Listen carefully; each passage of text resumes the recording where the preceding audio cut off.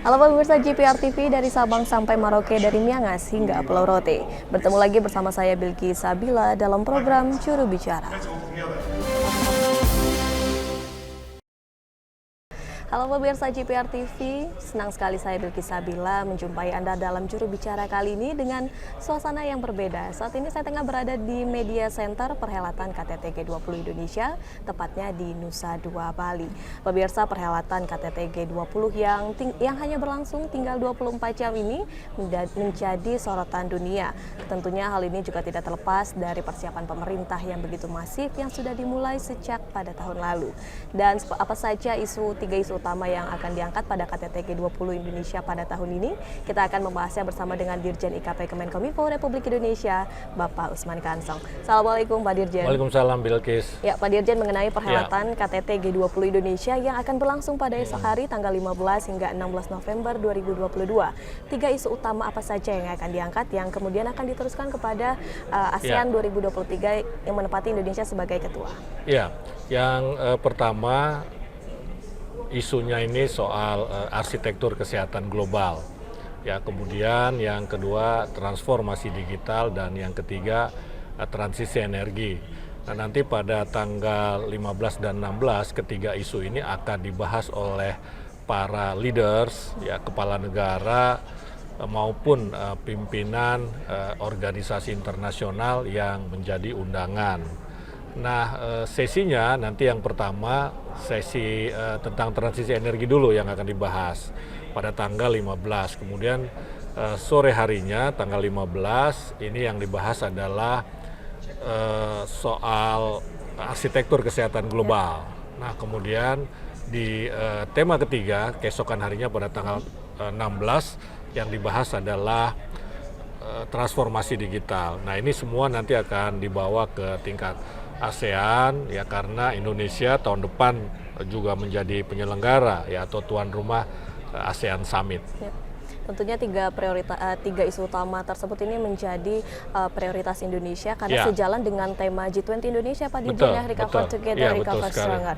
Kemudian Pak Dirjen, tinggal esok hari lagi KTT G20 ini akan berlangsung, dan pencegahan terhadap ancaman ini terus dilakukan oleh pemerintah. Apa saja yang dilakukan? Iya, jadi kita memang mengantisipasi berbagai ancaman, ya. Ancaman keamanan, ya, TNI dan Polri tentu saja sudah mempersiapkan, ya, segala sesuatunya untuk mengantisipasi kemungkinan adanya ancaman, dalam hal ini tentu saja ancaman gangguan keamanan, gitu. Nah, yang kedua, kita juga mengamankan ruang cyber. Nah, ancaman untuk dunia cyber ini kan senantiasa mengintai. Nah, karena itu kita juga melakukan pengamanan dunia cyber atau cyber security. Leading sektornya adalah BSSN, ya, Badan Cyber dan Sandi Negara. Dan kalau dari sisi keamanan yang sifatnya fisik, ya, di dunia nyata ini TNI Polri sudah mempersiapkan pasukan, ya, sudah mempersiapkan perlengkapan, misalnya kapal perang, ya, kapal perang atau KRI ini sudah dideploy oleh TNI Angkatan Laut, ya, kemudian juga kesiapan-kesiapan lainnya, ya, Angkatan Darat, Angkatan Udara, kita mengerahkan juga pesawat udara, pesawat tempur, begitu. Nah, kemudian dari Polri ini juga sudah mempersiapkan segala sesuatunya, ya, misalnya yang agak khas dan kemudian menarik perhatian adalah pasukan berkuda, ya, atau biasa disebut polisi satwa. Ini sudah berkeliling di sekitar lokasi KTT, begitu. Nah, tentu saja persiapan yang lain juga dilakukan oleh Polri.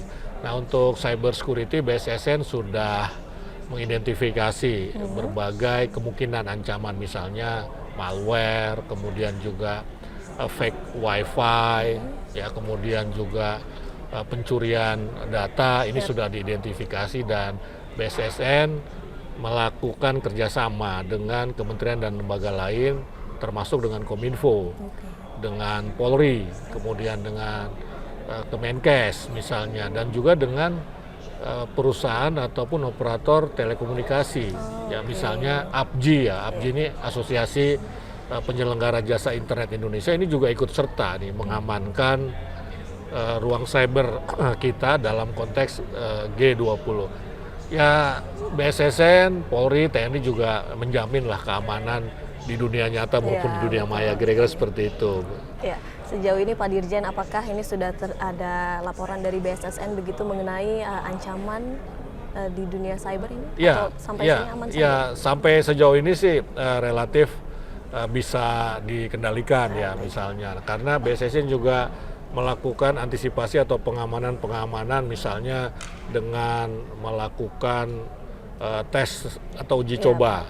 Ya, uji cobanya berupa apa? Di penetrasi, ditembus, bisa tidak tembus begitu kan. Misalnya aplikasi apa yang banyak dipakai di sini antara lain kan Peduli Lindungi ya, karena tamu-tamu negara juga harus masuk ke dalam Peduli Lindungi. Nah ini dites bisa ditembus nggak begitu. Kalau bisa ditembus berarti harus ada peningkatan keamanan kan begitu. Ya jadi istilahnya ini ethical hacking begitu ya.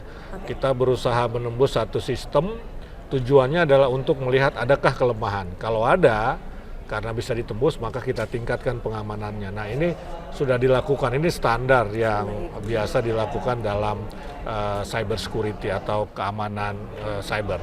Berarti ini pencegahan terlebih dahulu dilakukan Ya, sebelum betul sekali ya.